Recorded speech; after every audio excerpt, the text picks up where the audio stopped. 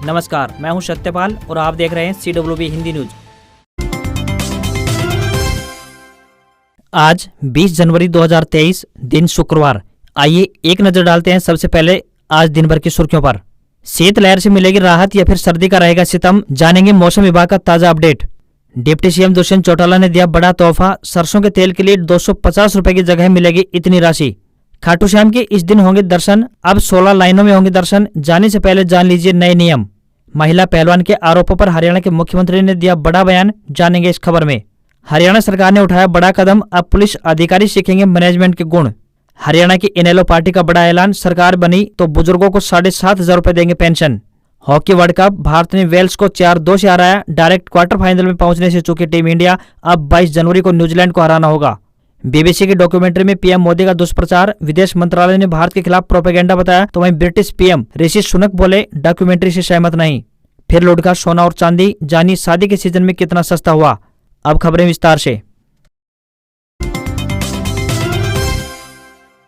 उत्तर भारत को 5 दिन शीतलहर से राहत, पहाड़ों पर होगी बर्फबारी। आईएमडी ने दिया ये अपडेट। उत्तर भारत के राज्यों को शीतलहर से अगले 5 दिनों तक राहत रहेगी। हालांकि इसी बीच मैदानी इलाकों में बारिश की गतिविधियां देखने को मिल सकती हैं, तो वहीं पहाड़ों पर बर्फबारी होगी। मौसम विभाग की माने तो अगले 5 दिनों तक उत्तर भारत में शीतलहर नहीं चलेगी। हालांकि 20 से 26 जनवरी के बीच यानी आज से 26 तारीख तक एक पश्चिमी विक्षोभ का असर पश्चिम वाले क्षेत्र पर नजर आएगा, जिसके कारण पहाड़ों पर बर्फबारी देखने को मिलेगी। इसी पश्चिमी विक्षोभ का असर 23 से 25 जनवरी के बीच उत्तर पश्चिमी भारत के हिस्सों पर नजर आएगा। इसी कारण से मैदानी इलाकों में बारिश की गतिविधियां देखने को मिल सकती हैं। अगर मैदानी इलाकों की बात करें तो पंजाब, हरियाणा, चंडीगढ़, उत्तरी राजस्थान और पश्चिमी उत्तर प्रदेश में 23 से 26 जनवरी के बीच गरज के साथ बारिश हो सकती है। देश की राजधानी दिल्ली की बात करें तो दिल्ली में 23 से 25 जनवरी के बीच बारिश की गतिविधियां देखने को मिल सकती हैं। हरियाणा में सरपंच 23 को जलाएंगे सीएम का पुतला। सैमन के सरपंच रणबीर प्रधान बने, आज से बांधेंगे काली पट्टी। कई फैसले लिए गए। हरियाणा में ई टेंडरिंग और राइट टू रिकॉल के विरोध में उतरे सरपंचों द्वारा छेड़े गए प्रदेश स्तरीय आंदोलन की आगामी रूपरेखा की घोषणा गुरुवार को कर दी गई है। सरपंचों ने प्रदेश स्तर पर कमेटी का गठन कर फतेहाबाद के सैमन के सरपंच रणबीर सिंह गिल को प्रधान बनाया है। सरपंच 23 जनवरी को हर ब्लॉक पर मुख्यमंत्री व पंचायत मंत्री का पुतला फूकेंगे। रणबीर सिंह ने बताया कि सरपंच शुक्रवार से यानी आज से काली पट्टियां बांधेंगे और अब ट्विटर का सहारा लेकर बॉयकॉट ई टेंडरिंग को ट्रेंड करवाएंगे। उन्होंने कहा कि 1994 के पंचायती राज एक्ट संशोधन के 11वें पैराग्राफ में जो 29 अधिकार व बजट का अधिकार सरपंचों को दिया है वह उन्हें दिया जाए। सरपंचों के काम पंचायतों के तहत ही करवाए जाएं। ई टेंडरिंग व राइट टू रिकॉल वापस हो, नहीं तो आगामी दिनों में आंदोलन को तेज करेंगे। हरियाणा में ई टेंडरिंग पर टकराव, मंत्री बबली बोले कुछ सरपंच पॉलिटिकल एजेंडे पर काम कर रहे हैं, वे वह काम करें जिसके लिए चुना है। हरियाणा में नए चुने सरपंचों व सरकार के बीच 2 लाख से ज्यादा के कामों की ई टेंडरिंग को लेकर टकराव हो गया है। सरपंच कह रहे हैं कि सरकार के इस कदम से वह अपने स्तर पर गली नाली तक नहीं बनवा सकते, इससे गांव का विकास रुकेगा। सरकार हमें अफसरशाही का गुलाम बनाना चाहती है। दूसरी तरफ सरकार इसमें पारदर्शिता और गुणवत्ता के तर्क दे रही है। खुद सीएम भी ई टेंडरिंग के फैसले का बचाव कर चुके हैं। सरपंचों के निशाने पर हरियाणा के पंचायत मंत्री देवेंद्र सिंह बबली है, जो सरपंचों के विरोध से नाराज होकर राइट टू रिकॉल जैसी बात कह चुके हैं। इसके बावजूद विरोध थम नहीं रहा है, गांव का विकास रुका हुआ है। तो वहीं पंचायत मंत्री देवेंद्र बबली ने कहा है कि कुछ हमारे चुने हुए प्रतिनिधि हैं जो कह रहे हैं, तो मैं अनुरोध करूंगा उनसे कि हम जो प्रणाली लेकर आए हैं आप एक बार उससे रूबरू तो हो। इस प्रणाली से गुणवत्ता भी आएगी और समय के भीतर काम भी होंगे। उन्हें इसे कंप्लीट कराना चाहिए। सरकार का यह फैसला प्रदेश हित का है। ऐसा नहीं है कि इस प्रणाली का सभी विरोध कर रहे हैं, बहुत से लोगों को इसका समर्थन भी है। आपकी इस फैसले पर क्या राय है, कृपया कमेंट करके जरूर बताएं। WFI विवाद पर हरियाणा सीएम ने तोड़ी चुप्पी, मनोहर लाल खट्टर बोले किसी भी खिलाड़ी को नहीं टूटने देंगे, सरकार उनके साथ है। WFI विवाद पर हरियाणा के मुख्यमंत्री मनोहर लाल खट्टर ने चुप्पी तोड़ी है। उन्होंने कहा है कि किसी भी खिलाड़ी का मनोबल टूटने नहीं दिया जाएगा। हरियाणा सरकार हर खिलाड़ी के साथ है। सीएम ने कहा कि खिलाड़ियों की सुरक्षा सुनिश्चित होनी चाहिए। बेटियां और खिलाड़ी देश प्रदेश का मान है। उन्होंने कहा कि खिलाड़ियों की शिकायत को गंभीरता से सुना गया है। केंद्र से लेकर हरियाणा सरकार खिलाड़ियों के साथ है। इस मामले में हरियाणा में सियासत गरमाई हुई है। विपक्षी दलों ने सत्तासीन भाजपा को आड़े हाथों लिया है। कांग्रेस, आप व INLD समेत अन्य विपक्षी दलों ने हरियाणा सरकार के इस पूरे मामले में चुप्पी पर सवाल खड़े किए थे। राज्यसभा दीपेंद्र हुड्डा ने खेल संघ को भंग करने के साथ ही पूरे मामले की जांच सुप्रीम कोर्ट से कराने की मांग की है। पहलवानों के समर्थन में आई 7 खापें, सुप्रीम कोर्ट के जज से जांच की मांग, कहा डब्ल्यूएफआई अध्यक्ष पर कार्रवाई न हुई तो जंतर मंतर पहुंचेंगे। देश की राजधानी दिल्ली में जंतर मंतर पर धरने पर बैठे अंतर्राष्ट्रीय पहलवानों के समर्थन में हरियाणा की खापें उतर गई हैं। फोगाट खाप ने पहलवानों का समर्थन किया है। गुरुवार को फोगाट खाप के आह्वान पर सर्व जातीय सर्व खाप पंचायत हुई। फोगाट खाप के प्रधान बलवंत नंबरदार ने बताया कि चरखी दादरी जिले के स्वामी दयाल धाम पर दोपहर बाद यह पंचायत की गई है। देश के महान खिलाड़ियों के ये आरोप बहुत गंभीर हैं। इस पूरे मामले की जांच सुप्रीम कोर्ट के जज से करवाई जानी चाहिए। महासंघ के अध्यक्ष ब्रजभूषण शरण सिंह से इस्तीफा लेकर उस पर कानूनी कार्रवाई की जाए। 2 दिन के भीतर बात सिरे न चढ़ी तो दादरी के सभी 7 खाप जंतर मंतर पर खिलाड़ियों के साथ धरना देंगे। हरियाणा की सभी खापों को अलर्ट कर दिया गया है। सभी को अगली कॉल का इंतजार करने के बारे में कहा गया है। जैसे ही कॉल होगी सभी खाप जंतर मंतर पर पहुंच जाएंगे।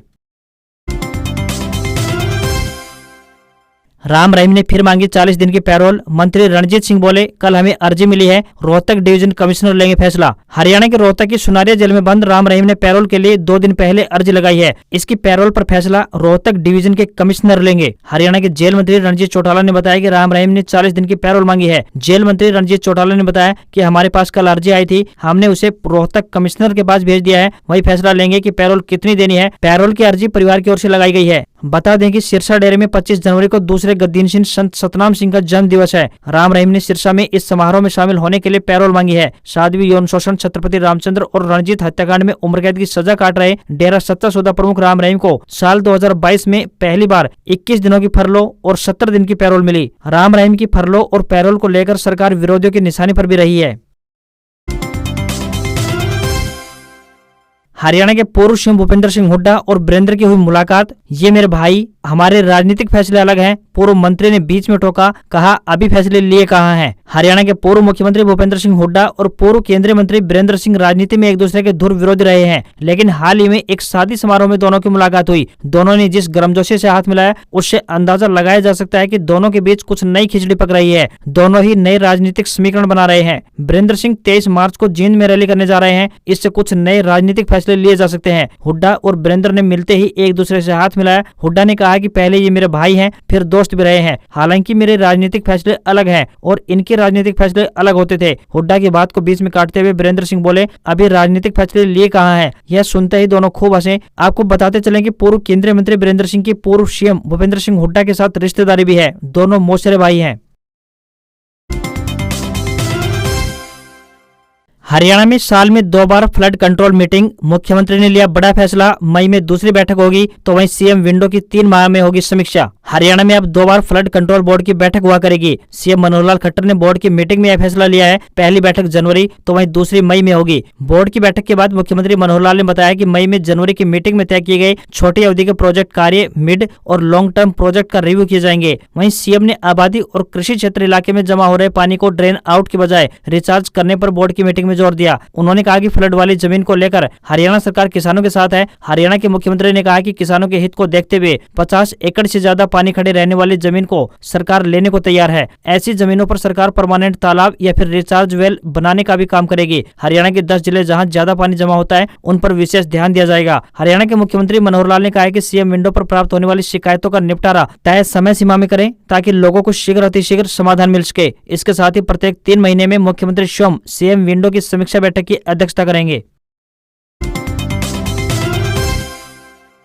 भारत जोड़ो यात्रा के बाद आईएनएलडी की परिवर्तन पद यात्रा मेवात में आज से होगी शुरू। 8 महीने में 90 विधानसभाओं का दौरा होगा। 25 सितंबर को होगी खत्म। इनेलो नेता अभय सिंह चौटाला 20 जनवरी यानी आज से मेवात से परिवर्तन पद यात्रा शुरू करने जा रहे हैं, जो प्रदेश के सभी 90 हलकों के गाँव से होकर जाएगी। यह यात्रा 25 सितंबर को पूर्व मुख्यमंत्री देवीलाल के जन्मदिन पर कुरुक्षेत्र में समाप्त होगी। इनेलो का प्रदेश नेतृत्व बैठकों में परिवर्तन पद यात्रा के लिए नए चेहरों का चयन करेंगे और उनकी ड्यूटियां भी लगाएंगे। इनेलो के युवा प्रकोष्ठ के राष्ट्रीय प्रभारी करण चौटाला एवं इनेलो की छात्र इकाई के राष्ट्रीय प्रभारी अर्जुन चौटाला पार्टी की युवा प्रकोष्ठ कार्यकारिणी के प्रस्तावित चुनाव को लेकर 20 जनवरी से यानी आज से 10 फरवरी तक पूरे प्रदेश के सभी 22 जिलों में जाकर बैठक करेंगे। वहीं करण चौटाला ने कहा कि युवा प्रकोष्ठ के चुनाव आईएनएलडी यूथ ऐप के जरिए करवाए जाएंगे।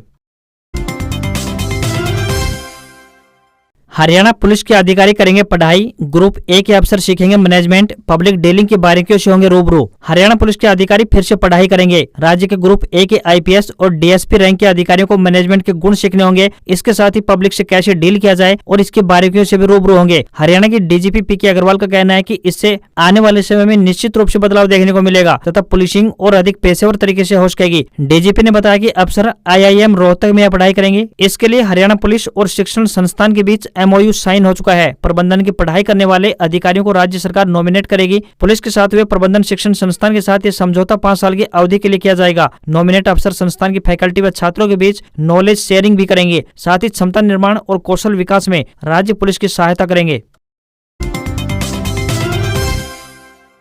नारनौल ब्रांच में बहेगा 200 क्यूसेक अधिक पानी, मुख्यमंत्री ने दी सौगात। नहर पर अतिरिक्त पंप लगाने के लिए 50 करोड़ रुपए की मंजूरी। हरियाणा में महेंद्रगढ़ जिला के नारनौल, अटेली व नांगल चौधरी हलकों में रिचार्जिंग के लिए वर्षा ऋतु में अधिकतम पानी लाने के लक्ष्य को साधने के लिए नारनौल ब्रांच नहर की क्षमता बढ़ाई जा रही है। इसके लिए सरकार ने 50 करोड़ रुपए की राशि मंजूर की है। वर्षा ऋतु में यमुना में पर्याप्त पानी होते हुए भी नारनौल ब्रांच से पानी की मात्रा 350 क्यूसेक तक पहुँच पाती है, जिसमें से नारनौल, अटेली और नांगल चौधरी तीनों हलकों की नहरों में पानी छोड़ा जाता है। इस क्षमता को बढ़ाने के लिए पिछले साल से प्रयास चल रहे हैं। इसके प्रथम चरण की बात करें तो लगभग 26 करोड़ रुपए की लागत से नहर को चौड़ा एवं पक्का करने का काम चल रहा है। इस नहर पर यह लगभग 80 करोड़ रुपए की लागत से सभी कार्य संपूर्ण होने के बाद वर्षा ऋतु में इस क्षेत्र में 200 क्यूसेक पानी अधिक प्राप्त होने लगेगा। इससे क्षेत्र के सूखे इलाकों में पानी पहुंचाकर भूमिगत जल में सुधार किया जाएगा। साथ ही कई गाँव के जोड़ों एवं तालाबों को जोड़ने की योजना भी है। नहर की टेल पर बनने वाले बड़े पक्के व जल भंडार भी इस अतिरिक्त पानी से भरे जाएंगे। वहीं नांगल चौधरी के विधायक डॉक्टर अभय सिंह यादव ने बताया, जिस गति से मुख्यमंत्री जी अपने विभाग के माध्यम से इस जिले की नहरी पानी की व्यवस्था को सुधार रहे हैं, वह इस जिले के लिए एक वरदान बनने जा रहा है।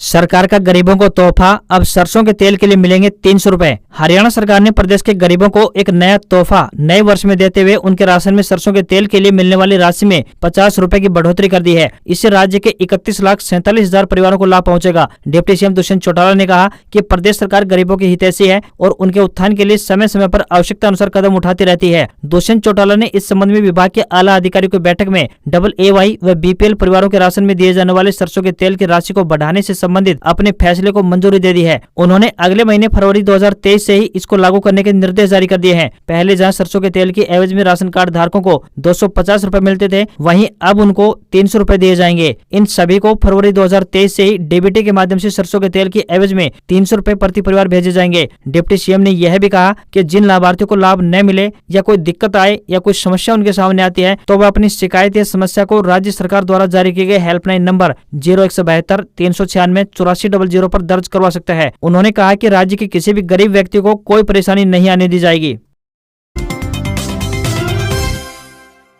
NHM पानीपत जॉब्स अपडेट, युवाओं के लिए सुनहरा मौका, अनेक पदों पर निकली भर्ती। राष्ट्रीय स्वास्थ्य मिशन यानी नेशनल हेल्थ मिशन के तहत विभिन्न पदों पर भर्ती के लिए आवेदन मांगे गए हैं। आपको बता दें कि यह भर्तियां कॉन्ट्रैक्ट आधार पर की जाएंगी। जो भी इन पदों पर आवेदन भेजने के इच्छुक हैं, वह ऑफलाइन माध्यम से अपने आवेदन भेज सकते हैं। जो भी उम्मीदवार इन पदों के लिए इच्छुक हैं, वह रजिस्टर्ड डाक के माध्यम से या फिर स्वयं जाकर अपने आवेदन जमा करवा सकते हैं। आवेदन करने की अंतिम तिथि 31 जनवरी 2023 शाम 4 बजे तक है। इस भर्ती में आवेदन करने के लिए कोई फीस नहीं है। न्यूनतम आयु 18 वर्ष तो अधिकतम आयु 42 वर्ष निर्धारित की गई है। इन पदों के लिए आपको ऑफलाइन आवेदन भेजने होंगे।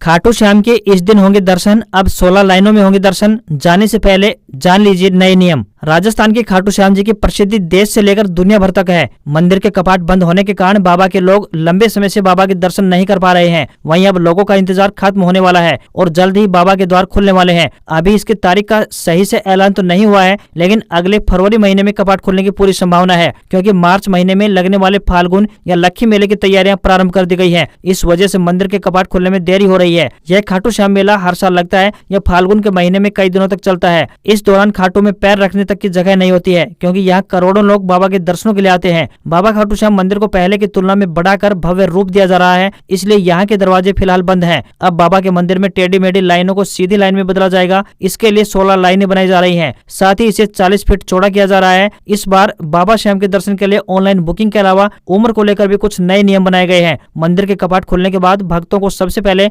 ऑनलाइन रजिस्ट्रेशन कराना होगा, तभी वो मंदिर में दर्शन कर पाएंगे। नए नियम के मुताबिक अब 10 साल से छोटे और 60 साल से अधिक उम्र के लोगों के लिए बुकिंग नहीं करानी होगी। साथ ही बाबा खाटू श्याम के दर्शन के लिए अब आपको 20 सेकंड का समय मिलेगा। इसके अलावा मंदिर में जाने से पहले चेक कर लें कि आपकी बुकिंग कंफर्म हुई या नहीं, क्योंकि बिना बुकिंग के कंफर्मेशन के आप मंदिर में प्रवेश नहीं कर पाएंगे। आपको यहाँ पर बता दें कि खाटू वाला श्याम राजस्थान के सीकर में बसा हुआ है। यहाँ केवल बाबा के सिर की पूजा की जाती है और इसे कलयुग का देवता भी कहा जाता है। इस वर्ष यानी साल 2023 में बाबा खाटू श्याम का मेला 6 मार्च से लेकर 15 मार्च 2023 तक चलेगा। यह खाटू श्याम मेला 10 दिनों तक चलता है, जिसमें करोड़ों लोग भाग लेते हैं और बाबा के भव्य रूप का दीदार करते हैं। शेयर बाजार में गिरावट, सेंसेक्स 187 अंक गिरकर 60,858 पर बंद, तो निफ्टी 57 अंक टूटा। अडानी एंटरप्राइजेज टॉप लूजर रहा। भारतीय शेयर बाजार में हफ्ते के चौथे कारोबारी दिन गिरावट देखने को मिली है। सेंसेक्स 187 अंक गिरकर 60,858 के स्तर पर बंद हुआ है। निफ्टी की बात करें तो 57 अंकों की गिरावट के साथ 18,107 पर पहुंच गया है। सेंसेक्स के 30 शेयरों में से 20 में गिरावट रही तो 10 शेयरों में बढ़त देखने को मिली। अडानी एंटरप्राइजेज, एशियन पेंट्स, टाटा मोटर्स, इंडसइंड बैंक, अडानी पोर्ट्स, कोटक बैंक समेत निफ्टी 50 के चौथे शेयरों में गिरावट देखने को मिली है। वहीं कोल इंडिया, यूपीएल, ओएनजीसी, बीपीसीएल, टाटा स्टील, पावर ग्रिड समेत निफ्टी के 15 शेयरों में तेजी दिखाई दी। वहीं सराफा बाजार की बात करें तो सराफा बाजार में 24 कैरेट गोल्ड का रेट 56,670 रुपए प्रति 10 ग्राम के स्तर पर बंद हुआ। वहीं चांदी की बात करें तो चांदी का भाव भी 67,444 रुपए प्रति किलोग्राम के स्तर पर पहुंच गया है। वहीं $1 का रेट 81 रुपए 27 पैसे के स्तर पर बंद हुआ। आज खबरों में बस इतना ही। देखते रहिए CWB हिंदी न्यूज। नमस्कार।